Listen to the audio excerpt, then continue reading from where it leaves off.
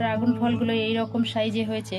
এই ফলগুলো যাতে আরো সাইজে বড় হয় সেজন্য যে খাবারগুলো আমি গাছের গোড়ায় এখন দেব, সর্ষের খোল ভিজানো জল, এটা 250 গ্রাম খোল আমি 10 লিটার জলে গুলে নিয়েছি।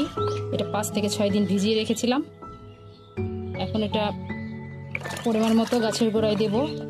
এছাড়াও 15 দিন আগে আমি গাছের গোড়ায় যে খাবারগুলো দিয়েছিলাম এগুলো হচ্ছে পেঁয়াজের খোসা ভেজানো জল, ডিমের খোসা গুঁড়ো আর সরষের খোল গুঁড়ো করে নিয়ে মিক্স করে গাছে দিয়েছিলাম।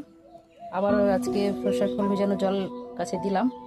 ফলগুলো খুব সাইজে বড় হবে এবং গাছও সুস্থ থাকবে, হেলদি থাকবে। আগের বার ফল আসার জন্য 15 দিন পর এইভাবে গাছের গোড়ায় সরষের খোল ভেজানো জল থাকলে আগের বার তাড়াতাড়ি